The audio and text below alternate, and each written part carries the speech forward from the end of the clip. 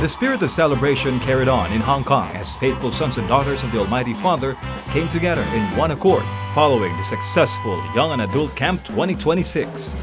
After days of showcasing their God-given talents through music, sports, and Kingdom Man activities,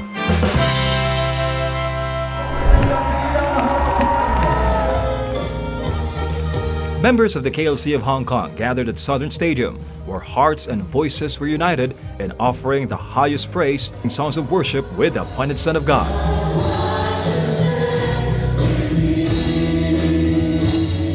Hello sa tanan nato mga kaigsuonan dira sa Pilipinas, also in different countries of the world. We are here joining our brothers and sisters, the KLC of Hong Kong, here in Southern. And as you can see, they are praising the Almighty Father. And Pastor, salamat sa pribilehiyo na imong ihatag sa matag sa kanamo, na imong ipadala diri, imong ipisalingan, Pastor. And makita gyud namo, Pastor, kung sa sila kalipay and sa sila ka-united, Pastor, sa Espiritu. So, praise the Father to the appointed Son.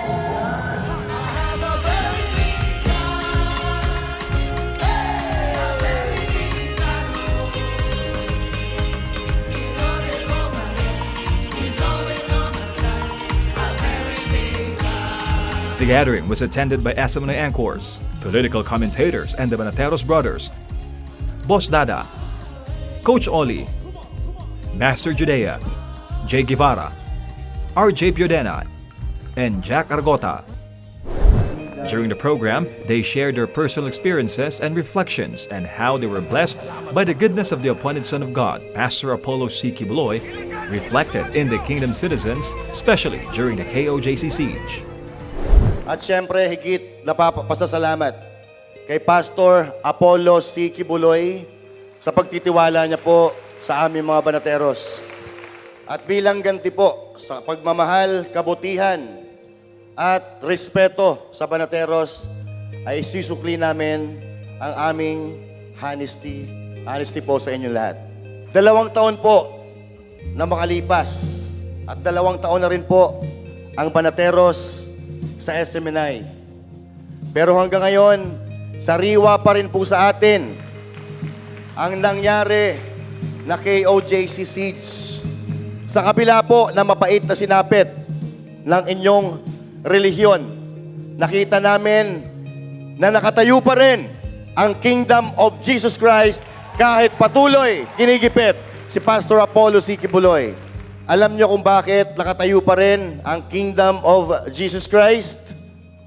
Dahil yan, pinalaki kayo ng mabait, maayos, matatag, at makadiyos ni Pastor Apollo C. Kibuloy. Yung pagdalaw namin kay Pastor Kibuloy, yun po ay sakripisyo sa Pilipinas. Nahiwalay po ang diputi sa dikolor. Kasi marami po ngayon, ang mga leaders nila, takot tumayo sa katotohanan dahil ikukulong. Si Pastor Kibuloy, kumapit sa katotohanan kahit ikulong. Laging gusto niyang tumulong. The abundance ng kanyang pagmamahal, the overflow. Kasi marami siya masyadong pagmamahal, kaya umaapaw po sa ating lahat.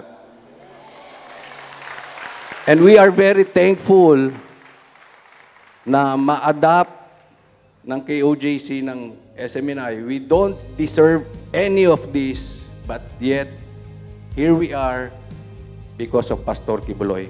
We are one of the, hindi few napakaraming bashers ng KOJC and ni Pastor Apollo Kibuloy. Grabe, gumalaw ang Panginoon kasi kaming mga basher ni Pastor Apollo Kibuloy at ng simbahang KOJC. Kami pa pala yung magtatanggol sa KOJC. Hindi kami member ng KOJC, pero naranasan namin yung maging full-time miracle worker during those time. Walang tulugan, walang kainan. Nandiyan tayo. Hindi rin naman namin alam bakit pinagtatanggol namin kayo. Hindi naman kami miyembro ng simbahan, pero iba talaga gumalaw ang Diyos. alam ko na may mangyayaring pagdanak ng dugo, pero hindi kayo natakot, hindi kayo umalis. Bukas yung pinto ng compound, pero walang lumabas sa inyo. Lahat kayo, hanggang huli, tumayo kayo sa harap ng pang-aabuso, hindi ninyo iniwan si Pastor Apollo at ang Kingdom of Jesus Christ. Kaya nagpapasalamat ako kasi sa sobrang dami ng paninira sa inyo at sinira pa kayo pisikal ng gobyerno, pero hindi ninyo iniwan si Pastor Apollo Kibuloy. At sa kabila nung inyong pagiging handa na mga panahon na yan, ayaw nyo sanang sumuko si Pastor Kibuloy eh. Ayaw nyo siyang isuko kasi alam nyo kung anong mangyayari sa kanya eh. Pero hindi inisip ni Pastor yon. Inisip ni Pastor Kibuloy yung inyong welfare. Kasi ayaw niyang masaktan kayo, kaya di baling siya na yung magsakripisyo sa kulungan, wag lang kayo. Kaya papasalamat ako sa inyo kasi hindi nyo iniwan si Pastor Apollo Kibuloy at alam din namin na hindi niya kayo iiwan.